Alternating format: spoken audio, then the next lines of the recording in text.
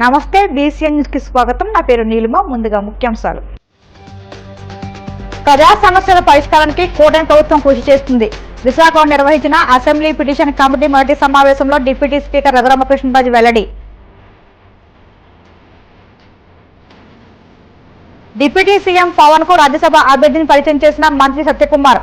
తన అభ్యర్థిత్వానికి మద్దతు ఇచ్చినందుకు ధన్యవాదాలు తెలియజేసిన పాకా సత్యనారాయణ.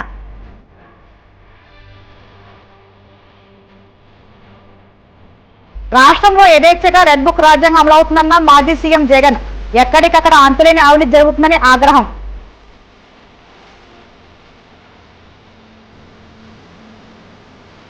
తిరుమల శ్రీవారిని దర్శించుకున్న హీరోయిన్ ఆషికా రంగనాథ్. ఆలయ మర్యాదలతో స్వాగతం పలికిన అధికారులు. బీజేపీ రాజ్యసభ అభ్యర్థిగా ఎన్డీఏ కూటమి తరపున పాకా వెంకట సత్యనారాయణ మంగళవారం విజయవాడలో నామినేషన్ దాఖలు చేశారు. అంతకుముందు పార్టీ కార్యాలయానికి చేరుకున్న ఆయనకు కేంద్ర మంత్రి శ్రీనివాస వర్మ, మంత్రి సత్యకుమార్, ఎమ్మెల్సీ సోము వీర్రాజు, పార్థసారథి, ఇతర నేతలు సాలువాలతో సన్మానించి అభినందనలు తెలియజేశారు. ఈ సందర్భంగా పాకా మాట్లాడుతూ వెనుకబడిన తరగతుల వారికి పార్టీలో ప్రాధాన్యత, పార్టీ కోసం పనిచేసే వారికి గుర్తింపు వస్తున్నందుకు తనకు రాజ్యసభ ఎంపిక చేయడమే నిదర్శనమని అన్నారు. రాష్ట్ర నేతలు అందరూ తన పేరు సూచించినందుకు ప్రత్యేక ధన్యవాదాలు తెలియజేశారు. తన మీద ఉంచిన నమ్మకాన్ని నిలబెట్టుకునేలా పనిచేస్తానని అన్నారు. కేంద్ర మంత్రి శ్రీనివాస వర్మ మాట్లాడుతూ పాకా సత్యనారాయణ మొట్టమొదటి నుంచి బీజేపీ కోసం పనిచేస్తారని, ఆయన సేవలు గుర్తించి రాజ్యసభకు ఎంపిక చేయడం ఆనందంగా ఉందని అన్నారు. పార్టీని నమ్ముకుని పనిచేసిన వ్యక్తికి సముచిత స్థానం దక్కిందని అన్నారు. తాను ఆయన భీమవరం రోడ్లపై ఒకే బండి మీద తిరిగామని, 30 సంవత్సరాలుగా కలిసి పనిచేస్తున్నామని చెప్పారు. ఇప్పుడు ఢిల్లీలో కూడా తామిద్దరూ రాష్ట్రం కోసం కలిసి పనిచేస్తామని అన్నారు. ఎమ్మెల్సీ సోము వీర్రాజు మాట్లాడుతూ పాకా సత్యనారాయణ మంచి పనివంచుడని అన్నారు. టీడీపీలో పదవి వచ్చే అవకాశం ఉన్నా ఆ పార్టీలోకి వెళ్లలేదని, బీజేపీ కోసం కమిట్మెంట్తో పనిచేశారని చెప్పుకొచ్చారు. రాజ్యసభ అభ్యర్థిగా పార్టీ సీనియర్ కార్యకర్త, పార్టీ రాష్ట్ర క్రమశిక్షణ సంఘం చైర్మన్ గా ఉన్నటువంటి మిత్రులు శ్రీ పాకా సత్యనారాయణ గారి అభ్యర్థిత్వాన్ని రాష్ట్ర పార్టీ ప్రకటించడం పట్ల ఆంధ్రప్రదేశ్లో ప్రతి బీజేపీ కార్యకర్త ఇవాళ సంతోషపడుతున్నాడు అనేటువంటి విషయంలో ఏమాత్రం కూడా అనుమానం లేదు. ఒక సుదీర్ఘ కాలం పాటు పార్టీని నమ్ముకుని పనిచేసినటువంటి వ్యక్తిగా 2 అవకాశాలు వేరే మార్గాల్లో వచ్చేటువంటి పరిస్థితి ఉన్నప్పటికీ ఒక సుశిక్షితులైనటువంటి కార్యకర్తగా సిద్ధాంతానికి నమ్మి పనిచేసినటువంటి కార్యకర్త పాకా సత్యనారాయణ. పాకా సత్యనారాయణ గారు నేను 1990 నుంచి దాదాపు 35 సంవత్సరాలు కలిసి పనిచేసాం. ఇద్దరు ఒకే టౌన్లో ఉంటాం, భీమవరంలో. అనేక సంవత్సరాలు ఇద్దరు ఒకే మోటార్ సైకిల్ మీద తిరిగి, అనేక సంవత్సరాలు ఒకే కారులో తిరిగి. మాది అన్నదమ్ముల బంధం. పాకా సత్యనారాయణ గారు ఎక్కడుంటే ఆ పక్కనే శ్రీనివాసవరం కోసం చూసేటువంటి పరిస్థితి మా గోదావరి జిల్లాలో. శ్రీనివాసవరం ఎక్కడ ఉంటే ఆ పక్కనే పాకా సత్యనారాయణ గారి కోసం ఎత్తికేటువంటి పరిస్థితి ఉమ్మడి జిల్లాలో. ఇవాళ భారతీయ జనతా పార్టీ ఆంధ్రప్రదేశ్లో కార్యకర్తల హవా నడుస్తుంది. కార్యకర్తలను గుర్తించేటువంటి కార్యక్రమం ఇవాళ ఆంధ్రప్రదేశ్ బీజేపీలో నడుస్తుంది. కార్యకర్తలను గుర్తించి ప్రోత్సహించే విధంగా ఇవాళ పార్టీ జాతీయ నాయకత్వం, రాష్ట్రంలో ఉన్నటువంటి నాయకత్వం నిర్ణయాలు తీసుకున్నటువంటి పరిస్థితి ఇటీవల కాలంలో వాళ్ళందరూ కూడా గమనించారు. మొన్న ఎమ్మెల్సీగా సోము వీర్రాజు గారు, లోక్సభ అభ్యర్థిగా నన్ను నిలబెట్టి ఆ తర్వాత మంత్రిగా నన్ను చేసినటువంటి పార్టీ, సత్యకుమార్ గారిని రాష్ట్రంలో మంత్రిగా చేసినటువంటి పరిస్థితి, ఇవాళ పాకా సత్యనారాయణ గారిని రాజ్యసభకు పంపేటువంటి నిర్ణయం. ఎవరైతే కార్యకర్తలు ఉన్నారో అవకాశం వచ్చినప్పుడు ఆ అవకాశాన్ని కార్యకర్తల కోసమే వినియోగించాలనేటువంటి ఒక చక్కటి ఆలోచనతో ఇవాళ భారతీయ జనతా పార్టీ నడుస్తుంది.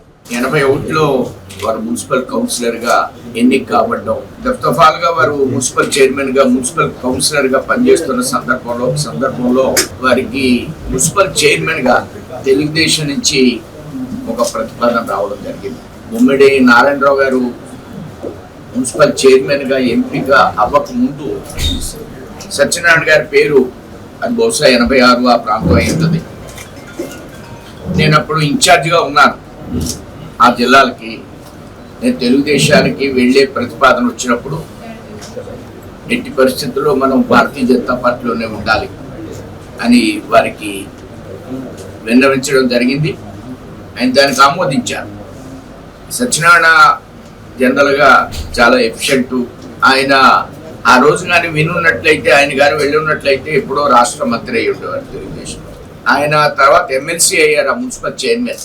ఈయనైతే మంత్రి అయి ఉండేవాడు. ఎమర్జెన్సీ సమయంలో రాష్ట్రీయ స్వయం సేవక సంఘ్ నేపథ్యంతో ప్రారంభించినటువంటి నా జీవితం 76, 77, 78, 77లో జనతా ప్రభుత్వం వచ్చిన తర్వాత సంఘ క్యాంపు ద్వారా ముఖ్య శిక్షకగా బాధ్యతలు నిర్వహించి 78, 79, 83 సంవత్సరాలు అఖిల భారత విద్యార్థి పరిషత్తులో పనిచేసి 1980 ఏప్రిల్ 6 భారతీయ జనతా పార్టీగా ఆవిర్భవించినటువంటి తరుణాన భారతీయ జనతా పార్టీలో చేరి పట్టణాధ్యక్షుడి నుంచి రాష్ట్ర ఉపాధ్యక్షుడి దాకా వివిధ స్థాయిల్లో అన్ని రకాల బాధ్యతలు నిర్వహించి ఉమ్మడి ఆంధ్రప్రదేశ్లో అఫీషియల్ స్పోక్స్ పర్సన్ కానీ, అదే రకంగా ప్రశిక్షణ విభాగకు సంబంధించినటువంటి కో-కన్వీనర్, 4 పర్యాయాలు భారతీయ జనతా పార్టీ రాష్ట్ర ఎన్నికల మేనిఫెస్టో డ్రాఫ్టింగ్ కమిటీ మెంబర్గా అనేక కీలకమైనటువంటి బాధ్యతలు వహిస్తూ ఇటీవల కాలంలో కేంద్ర ప్రభుత్వంచే 6 మంత్రులచే నియమించబడి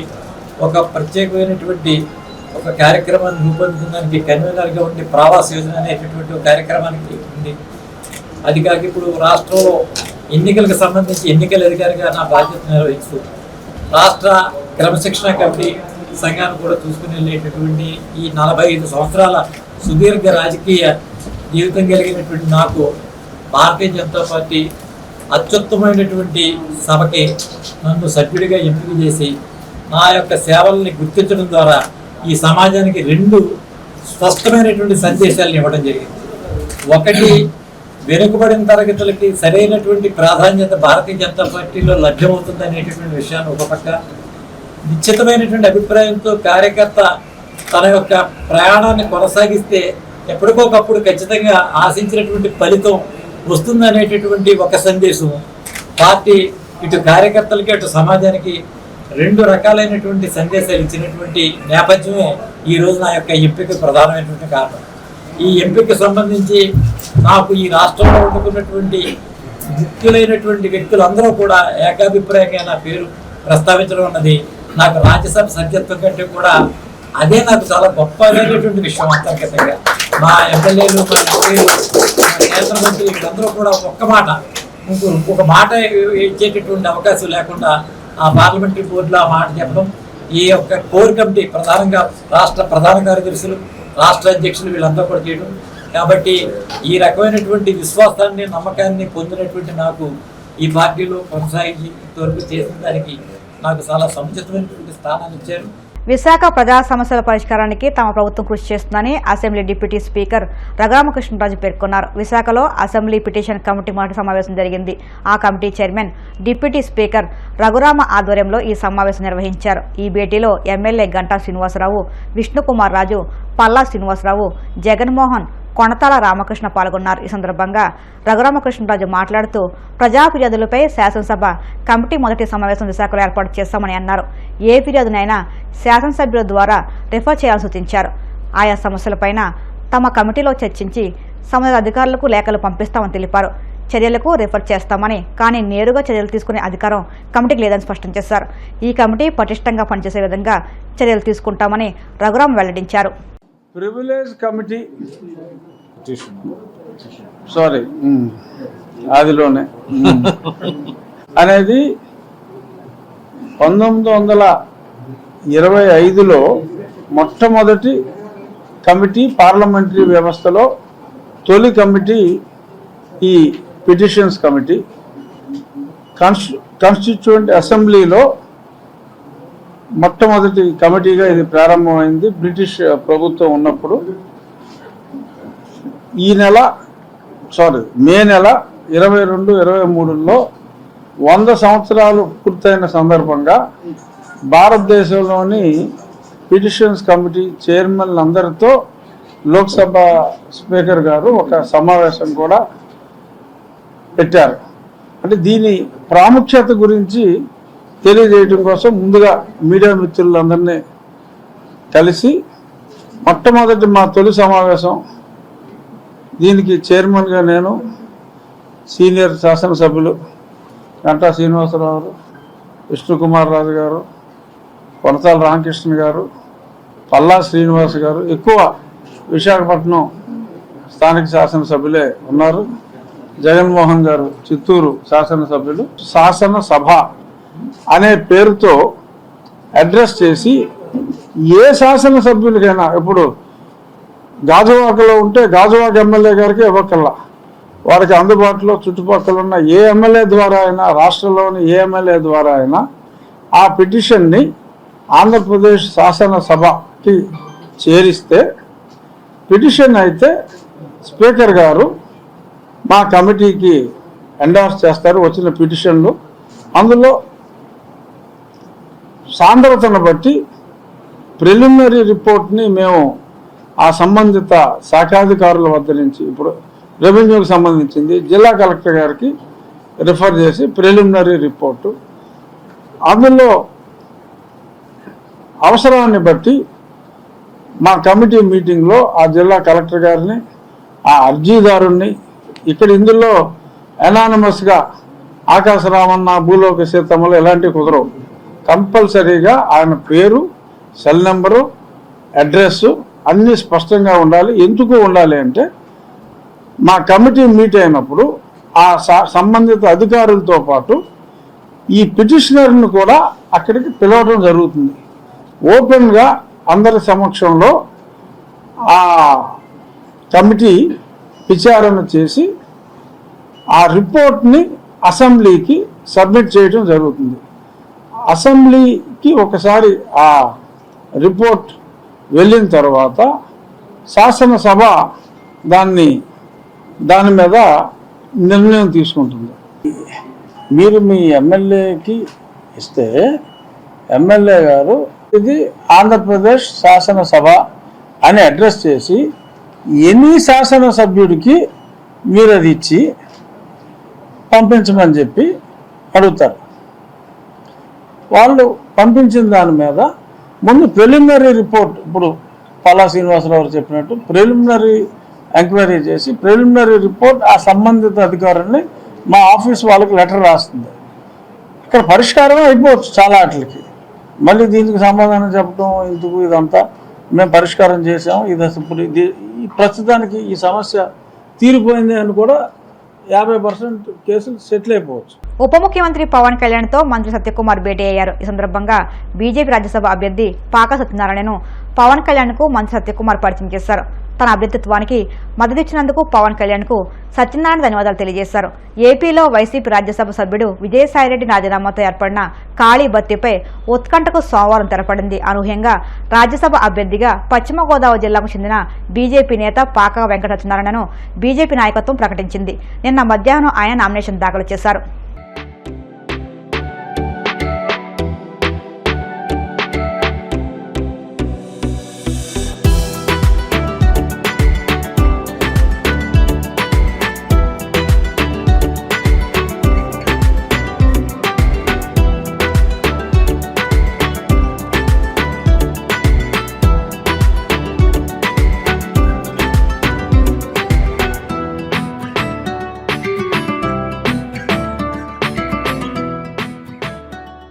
మాజీ మంత్రి టీడీపీ సీనియర్ నేత దేవినేని ఉమామహేశ్వరరావు కుమారుడి వివాహ వేడుకను మంత్రి నారా లోకేష్ హాజరయ్యారు. కృష్ణా జిల్లా కంకిపాడులో జరిగిన ఈ వివాహ మహోత్సవ వేడుకకు తెలంగాణ ముఖ్యమంత్రి రేవంత్ రెడ్డి కూడా హాజరయ్యారు.